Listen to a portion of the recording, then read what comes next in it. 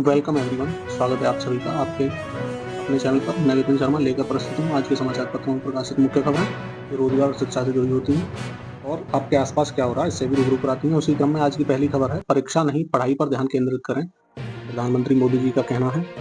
प्रधानमंत्री ने छात्रों को तनावमुक्त रहने और विफलताओं से नहीं डरने के गुर सिखाए। आपको पता ही होगा, प्रधानमंत्री नरेंद्र मोदी ने सोमवार को छात्रों को परीक्षा पे चर्चा कार्यक्रम के दौरान तनावमुक्त रहने, समय प्रबंधन और विफलताओं से नहीं डरने के गुर सिखाए। उन्होंने माता पिता से कहा कि छात्रों को दूसरों के सामने मॉडल की तरह ना खड़ा करें। मोदी ने सचिन तेंदुलकर का उदाहरण देते हुए कहा कि इसमें उनके माता पिता ने साथ दिया। मोदी ने अभिभावकों से अपने बच्चों को समझने और उनकी क्षमता को समझने को भी कहा। साथ ही मोदी ने लगभग 35 छात्रों से दिल्ली के सुंदर नर्सरी में बातचीत की। इस कार्यक्रम का प्रसारण छात्रों, शिक्षकों और अभिभावकों ने देखा। कार्यक्रम के दौरान प्रधानमंत्री ने छात्रों को तेजी से बदलती तकनीक और उसके सही इस्तेमाल के बारे में बताया। उन्होंने तकनीक के समय बर्बाद करने वाली गतिविधियों से बचने को भी कहा। सेहत पर भी समझाया उन्होंने।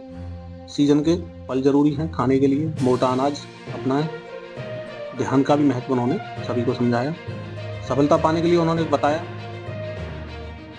खिलाड़ी फेल होने के डर को लेकर एक सवाल पर मोदी ने कहा कि जिंदगी अटक नहीं जाती, आपको तय करना होगा जीवन में सफल होना है या फिर किताबों से ही सफल होना है।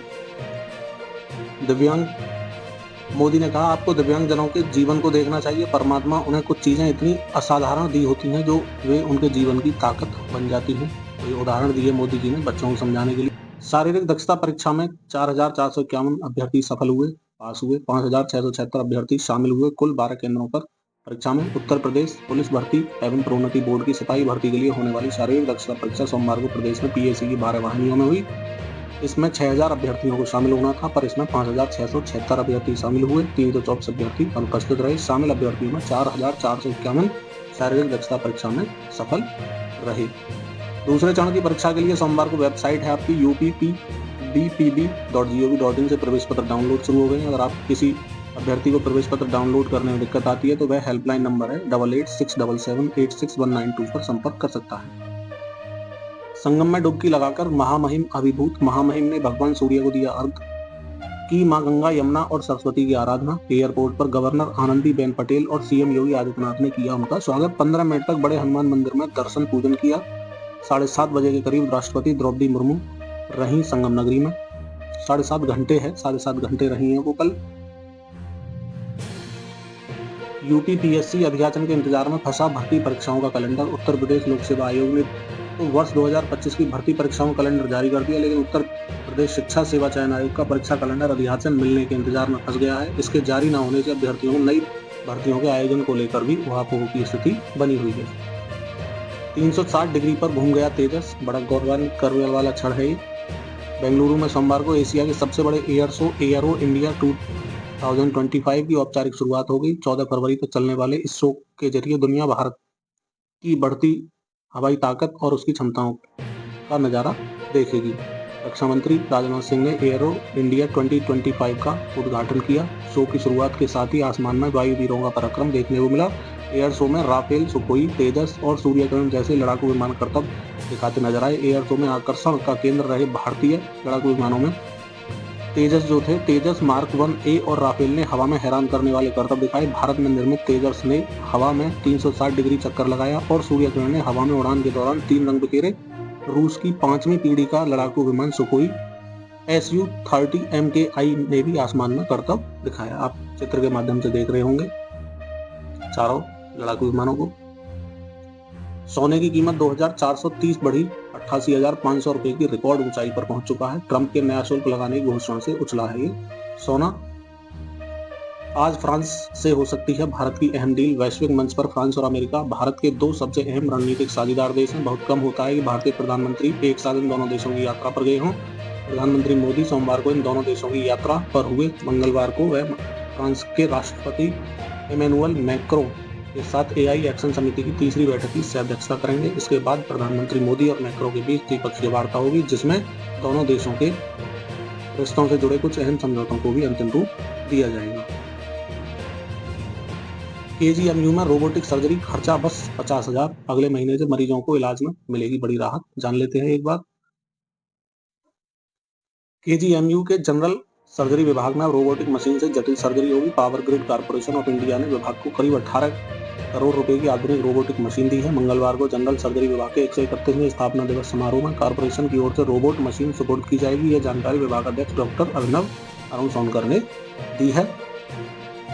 विभाग के डॉक्टरों को दिल्ली एम्स में प्रशिक्षण भी दिलाया जाएगा। पहले मिलेगी प्रॉपर ट्रेनिंग। पीजीआई में भी सुविधा है। अभी तक सिर्फ एसपीजीआई में है रोबोटिक सर्जरी की सुविधा। पीजीआई में सर्जरी की मिनिमम फीस करीब 1 लाख रुपए है। केजीएमयू में रोबोटिक सर्जरी की मिनिमम फीस 50,000 हो सकती है। जनरल सर्जरी डिपार्टमेंट को मिली 18 करोड़ की रोबोटिक सर्जरी की मशीन काफी कम कीमत पर सुरक्षित और बेहतर इलाज उपलब्ध कराएगा। अब ये रोबोट, दूसरे रोबोट की भी खरीद प्रक्रिया शुरू हो चुकी है। जान लेते हैं एक बार इसका फायदा। रोबोटिक सर्जरी के फायदे में रोबोट में मरीज के इंटरनल पार्ट्स की 3D इमेज बनती है, जिसकी मदद से डॉक्टरों को इंटरनल पार्ट्स क्लियर दिखाई देते हैं। सामान्य आंखों से इसे देखना संभव नहीं होता, जिसके चलते सर्जरी की सफलता की संभावना काफी बढ़ जाती है।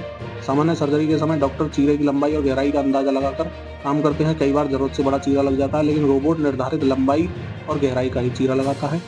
मरीज की बॉडी में सटीक चीरा होने से इसमें खून कम बहता है और घाव भी जल्दी बढ़ता है, जिसके चलते मरीज को अस्पताल से जल्दी छुट्टी मिल जाती है और रिकवरी भी जल्दी हो जाती है। गूगल मैप ब्लैक स्पॉट भी अब बताएगा। दुर्घटना का कारण बनने वाले कट बंद किए जाएंगे। पुराने चौराहों को भी किया जाएगा रीडिजाइन। शहरों में दुर्घटना के लिए चिन्हित ब्लैक स्पॉट का समयबद्ध सुदृढ़ीकरण किया जाएगा और ब्लैक स्पॉट को गूगल मैप व अन्य दिशा सूचक को जोड़ा जाएगा। दुर्घटना को रोकने के लिए छोटे छोटे कटों को बंद किया जाएगा। चौराहों को रीडिजाइन कराया जाएगा। प्रमुख सचिव नगर विकास अमृत अभिजात ने 21 सूत्रीय दिशा निर्देश निकायों को भेजते हुए इसे अमल में लाने का भी निर्देश दिया है। आपको पता होगा कई बार गूगल मैप की वजह से गलत रास्ते पर पहुंच गए लोग या फिर दुर्घटना का शिकार हो गए, तो उसी को मद्देनजर रखते हुए अब गूगल जो मैप है वो ब्लैक स्पॉट भी बताने वाला है। मनमानी विमान में पेड सीट के बदले भी साधारण सफर। देश में हर महीने 3,000 से 3,200 यात्रियों की कट रही जेब। लखनऊ में हर महीने ऐसे यात्राओं की संख्या 90 के करीब। रुद्राणी भट्टाचार्य ने कोलकाता से लखनऊ की उड़ान में XL13F emergency exit saver price book कराई थी। एन वक्त पर विमान कंपनी ने एयरबस 320 की जगह A320 विमान उड़ाने का फैसला किया। ऐसे में उनका XL सीट के 1,300 रुपये अतिरिक्त देने के बावजूद सामान्य सीट पर सफर करना पड़ा। तो ऐसी ही स्थिति बनी हुई है और किन हवाई अड्डों पर कितने यात्री परेशान रहे वो आपके सामने आंकड़ा है। इसी के साथ आज का ये न्यूज सेशन समाप्त होता है। मैं विपिन शर्मा इसी शुभकामना के साथ मिलेंगे नए मॉर्निंग न्यूज सेशन में। विदा लेता हूँ। विदा लेने से पहले आपको याद दिला दूं, अगर आपको हमारा सेशन पसंद आ रहा है तो वीडियो लाइक कर लें, चैनल सब्सक्राइब कर लें, बेल नोटिफिकेशन ऑन कर लें ऑल पर, जिससे कि आने वाले टाइम में सारी अपडेट आप तक पहुँचती रहें, और शेयर भी कर दें जहाँ तक आपको संभव है। जय हिंद, जय भारत, वंदे मातरम।